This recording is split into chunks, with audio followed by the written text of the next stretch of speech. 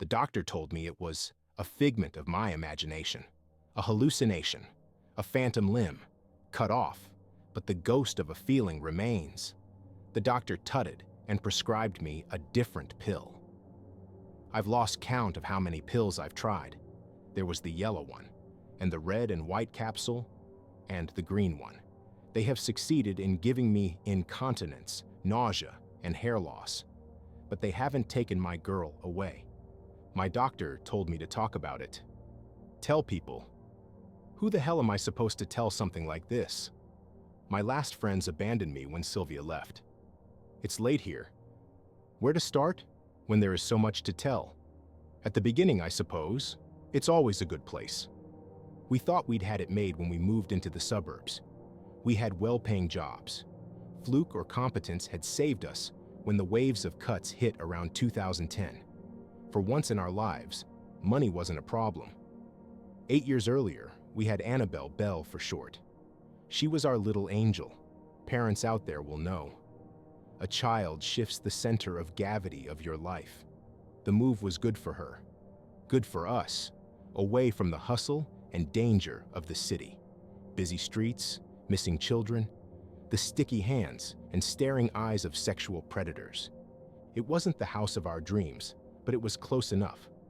A lawn for the balmy summer months, fireplace for the chill of winter, space for us to grow into, especially for a young girl. It came fully furnished. And it was a steal. A distressed sale, our agent called it. At least a tenth off what a similar property would set us back. The euphoria and novelty lasted me till the first night. Sylvia was asleep next to me. The moonlight sparkled off the fine hairs on her bare shoulder. We shared a celebratory drink after dinner, and then another after that. I was lying in bed, basking in the warm glow of alcohol when I first heard it. My first thought was rats. That was exactly what it sounded like, the little tap dance of tiny claws on hard wood coming from the walls. The delicate snoring from next to me told me that Sylvia was undisturbed by the scratching noise coming from the walls. I flinched as my bare feet touched the cold floor. The floorboards groaned in protest as I padded across the room like an overweight ninja. The tapping paused at the first creak of the floorboards, then resumed. The rough weave of the wallpaper under my palm as I leaned in to track the pitter-patter behind the walls. The scampering sounds eluded me. Every time I attempted to track the rats, the sounds seemed to come from another part of the room.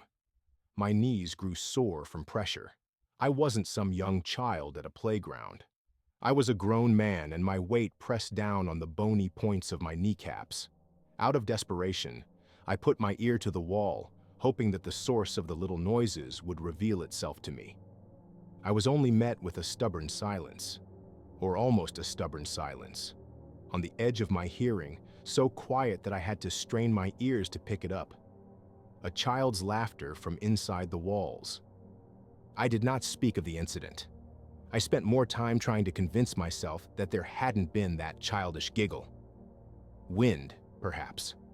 The rattle of a toy. Not a rattle. Maybe one of those new fangled dolls with those soulless eyes and microchip voice. There was a change in her, like the heavy air you can smell before a thunderstorm. She was a little quieter than usual. A strange environment will do that to a kid, a little withdrawn. Sylvia didn't really notice. I suppose I'd always been more observant than her. Belle started looking tired, dark crescents appearing under her light hazel eyes. She wasn't getting much sleep. My first instinct was to blame the rats in the walls. Who wouldn't? They got louder and louder as the days went by. The damn things were keeping me up at night. It seemed that the sounds progressed from simple scratchings to thumps, almost as though the cursed rodents were hurling themselves bodily against my walls. The thumping started sounding eerily like footsteps. I was not about to be defeated by a group of jumped-up rats in my own house. Fueled by testosterone-induced rage, I waged war. I tried glue traps, I tried poison, I tried cages. Nothing worked. I asked Sylvia about it, but but she seemed oblivious to the late-night disturbances. That woman could sleep through a hurricane. I asked Belle if the noise was keeping her up at night. Sylvia was over in the living room, watching TV while Belle and I did the dishes. She just looked up with those big eyes of hers. The other children want to come in and play, but they can't open the door. The girl always had an overactive imagination, but this one hit a little too close to home for me. I felt the unfamiliar prickle of gooseflesh on my arm. "You mean the door to the house?" I asked, keeping my tone deliberately playful. It was a game, just another of her little games. I had imaginary friends at that age. Why should my own child have been any different?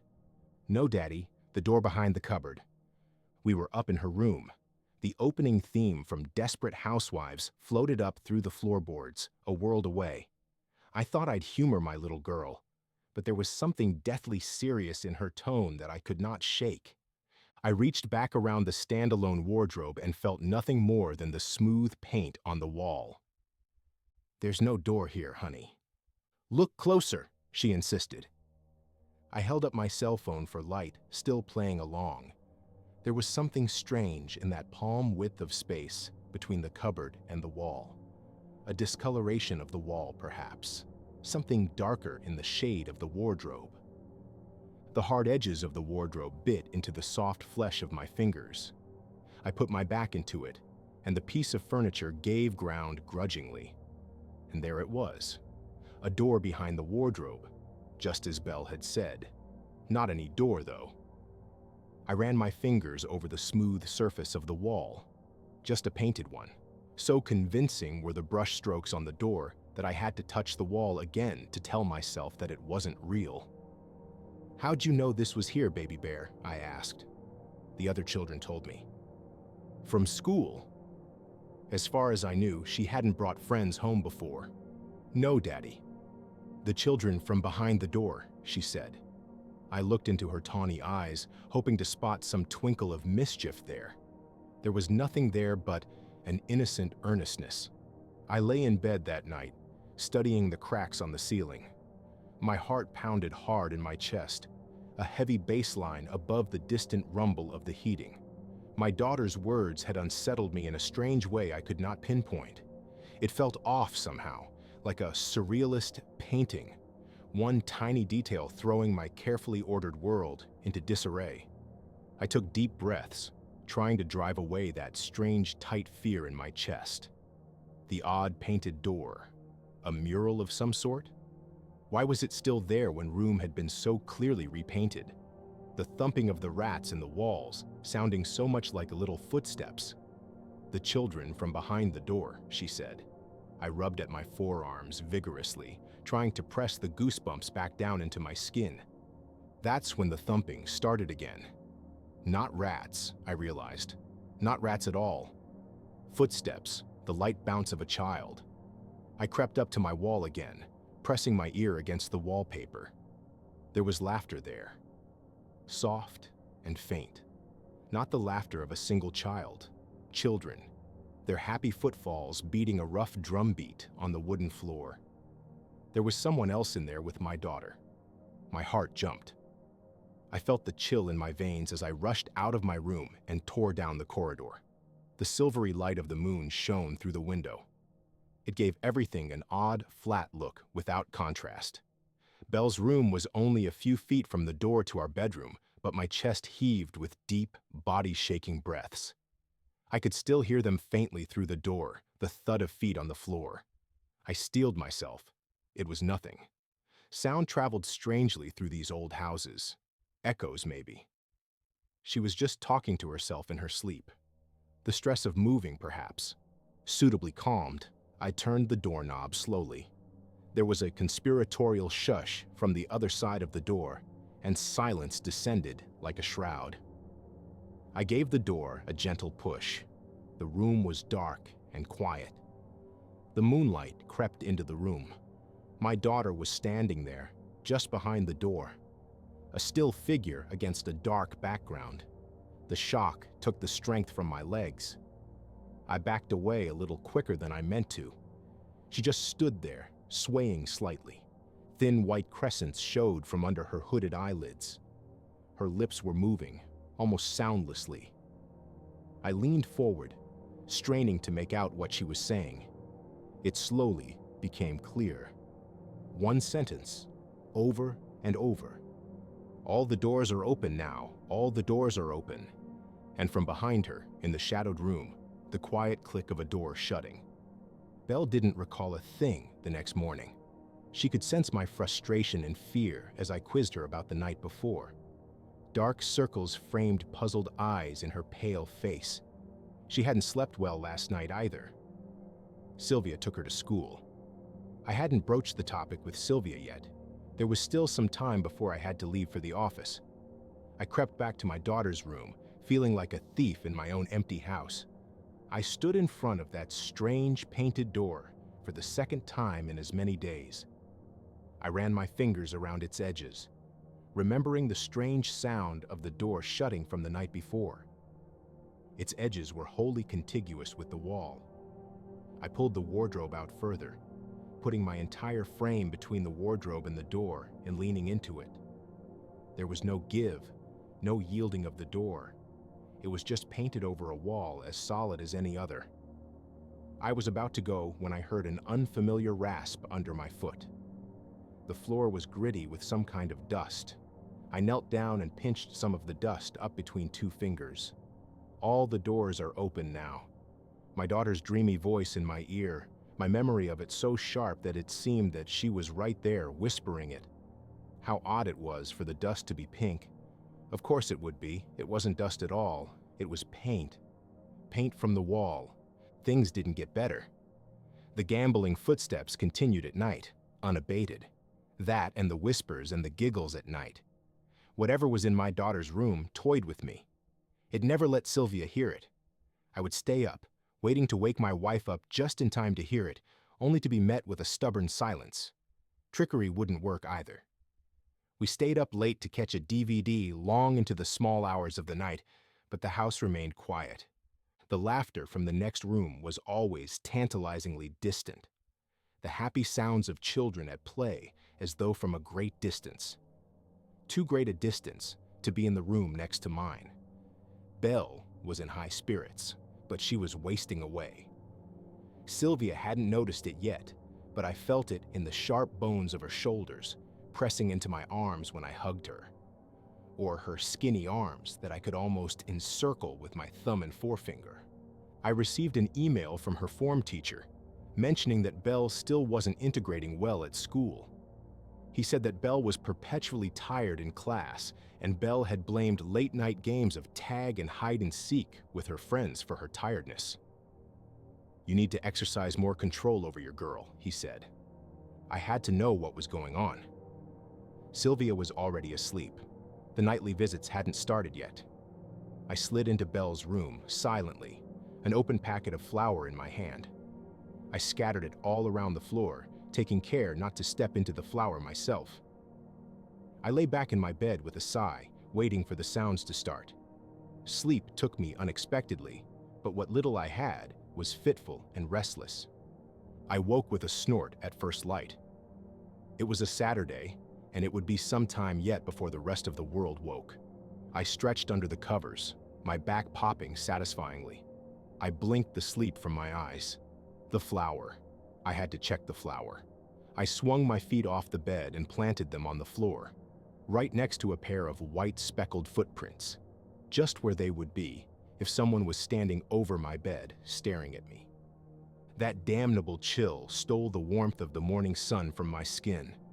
My hands clenched and unclenched spastically, like dying spiders. I stared at the trail of flour-marked footprints from my open door. How long had she stood there, in the dark, watching me sleep, I wondered.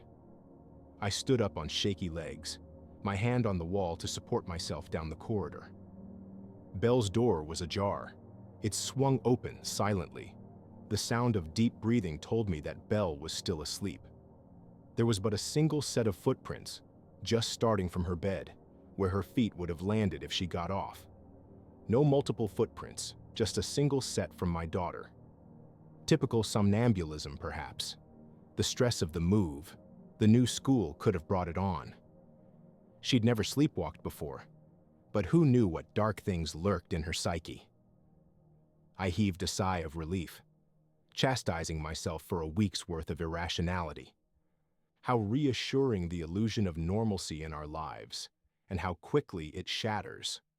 Not with a roar or a flash, with something simple like my daughter's shoe, bouncing off my toe as I tried to leave the room. Flipping once, twice, and coming to rest next to a hollow in the floor on the floor. The size, the shoe, the prints, it didn't fit, it didn't match. Whatever had gotten off the bed had stood next to me the night before. It wasn't Belle. After that cruel prank, the noises at night returned unabated. The strangeness started to leak. The night was no longer its sole province. I was waiting for Belle outside the upstairs toilet another Saturday morning, when I heard the familiar taunting voices start up over the sound of the shower. A chorus of children's voices, saying something with a strange cadence, a chant, almost. "Stay," they seemed to say. "Stay, stay, stay." They were in there. There was no way for them to escape. I found the door unlocked. I turned the knob, braced my legs, and threw the door open, and found nothing. Hot water still gushed from the shower head. Steam billowed out into the cooler air of the corridor. No one was there. I'd seen her go in. I would have wagered my life on it.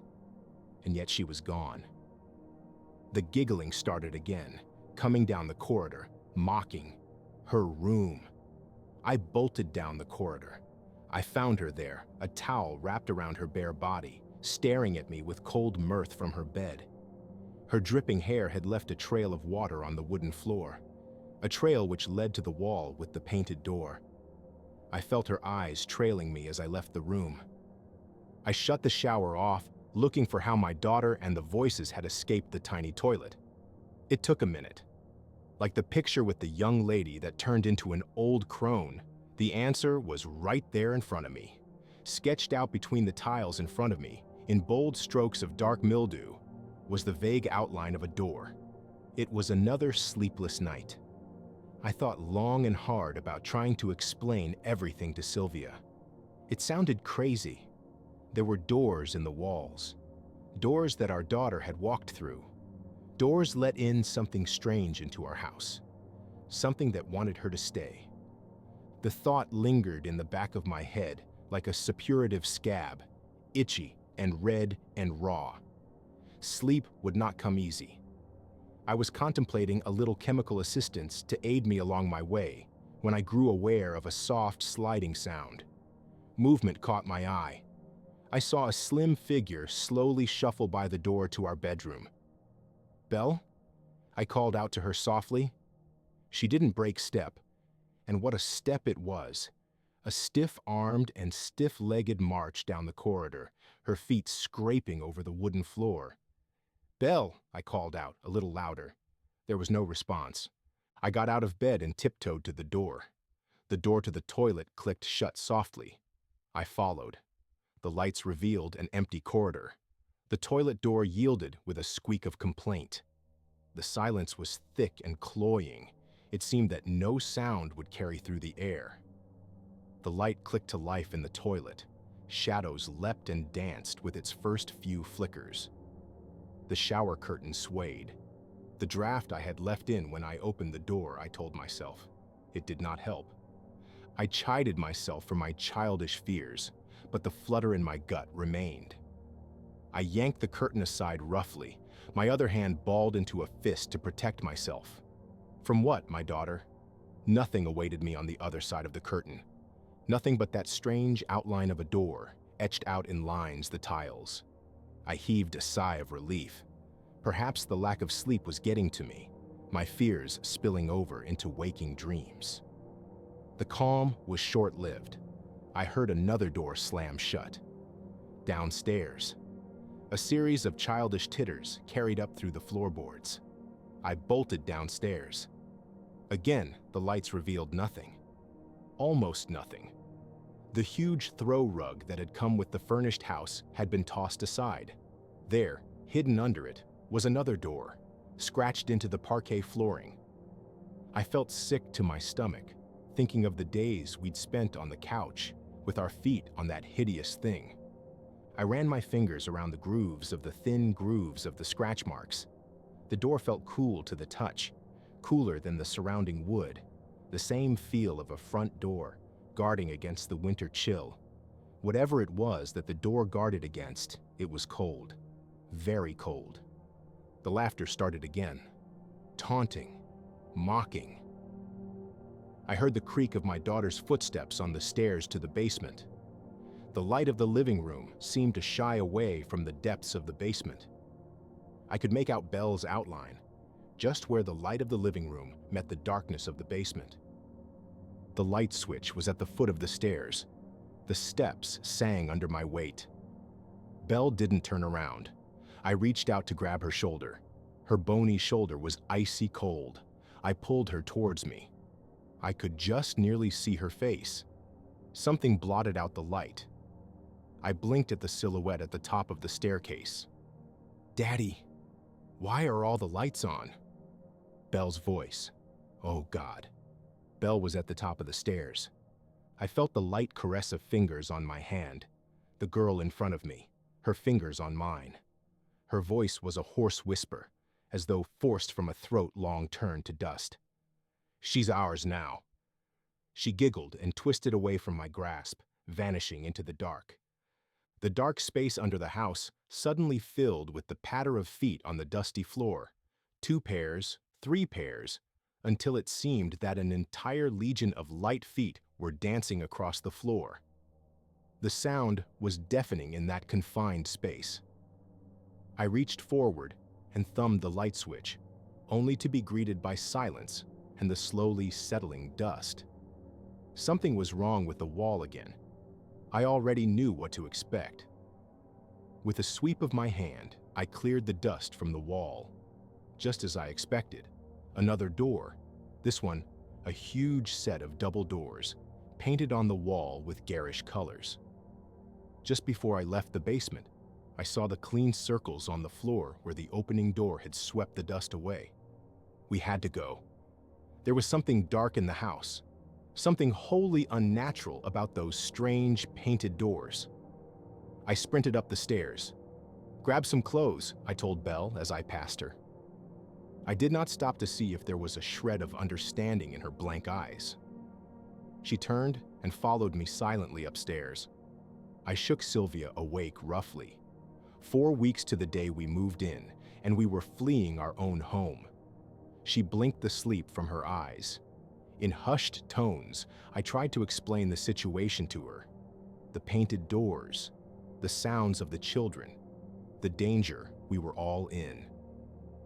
Her expression slowly changed from sleepy bewilderment to one of disbelief and annoyance. She told me that I was overreacting, that the stress of the move and our job was taking its toll on me. We would talk about it in the morning, she said. Get help from a doctor if we needed to. I grew increasingly agitated at her apathy. I begged her to humor me for just one night, for our family to shift to a motel for a single evening. Our conversation grew heated. All this was cut short when Belle reappeared at our doorway. Her hair was wild, her eyes burning with some inner fire. "You should go know. All the doors are closing soon. I must stay with them." Her voice was toneless, the flat delivery of an atheist reciting a litany. Sylvia gaped. Having her daughter acting as strangely as her husband tipped her over the edge. Weeping, she rushed forward and held Belle close to her. "You're not going anywhere. This isn't real. Daddy's sick. He's made you sick too. You and I will get away from here. Get away from Daddy." Those words felt like physical blows. I felt sick. My wife started pulling at Belle's hand, trying to move her. Belle stood fast, and there was nothing my wife, with her advantages in strength and weight, could do to shift her an inch. Sensing their prey about to evade them, the things in the house grew restless. Our room filled with the sound of feet on the floor, the sound of little feet running up and down the corridors. With a squeak, Sylvia pulled the door shut and leaned against it. The door shuddered on its hinges, as unseen things flung themselves against it. Unsuccessful, the house grew silent. Sylvia stared at the doorknob. I shook my head, stepping off the bed. I had just gotten onto my feet when a new horror showed itself. Our wall was stretching, distending like a boil, bulging obscenely towards us. There was a door in our room, under the wallpaper. It had been here all along. Sylvia began to sob, big, hiccuping sobs of fear. We heard the tearing sound of the glue ripping off the walls. The blister on the wall took shape. I saw the hard edge of the door, pressing, straining against the wallpaper, and behind that, the sharp points of fingers pressing against outwards. Many, many pairs of hands. And then, a rip. A pale finger burst through the thick wallpaper. It hooked downwards and began to tear at the fabric. Sylvia and I were transfixed by the sight, paralyzed by fear. Sylvia screamed as Belle tore herself free from her mother's grasp. Belle took a step forward and placed her hand on the light switch. In that moment, I saw my daughter again, for the last time. Her eyes sparkled with tears. "Don't look. You don't want to see them. I love you." With a flick of her wrist, she plunged the room into total darkness. The sound of the wallpaper ripping was very loud. The temperature in the room fell. It felt larger somehow, that we weren't in the bedroom of our home anymore, but in some vast and empty space. A chill wind blew, and it smelt of dry dust. When the wind died down, we were alone in our room. Our girl was gone. What is there left to say after that? We did what we could. We moved into a motel. The police came. They looked for prints. They asked questions. They took pictures. They broke down the walls behind the doors with their hammers. Nothing. The detectives came. They asked more questions, hard questions sometimes. They took me away for a while. The doctors came. They cajoled and counseled. They asked me about my parents, about our family, if I had ever hurt my daughter. The doctors found nothing wrong with me. The cops found nothing in my house. The detectives found nothing false in our story. They let me go. Sylvia and I stayed with her parents for a month. Belle's disappearance ripped a hole in our lives. We tried. Some things just don't heal right. Others don't heal at all. Things weren't the same. The split was amicable. We just drifted. No arguments, no fights. Just a slow death of the love that had once bound us. And what then? I came back here. There was nowhere else I could go. The first night was the hardest. The bedroom was out of the question. I spent the first night on the couch, hugging a bottle of Jack. It was midnight when the laughter woke me. They were still there in the house. Through the tinkling of the laughter, I could pick out just a single voice. A father never forgets the voice of his child. The doors were gone, but they were still there. She was still there. I'll stop here for the night. I can hear her again. She sounds happy.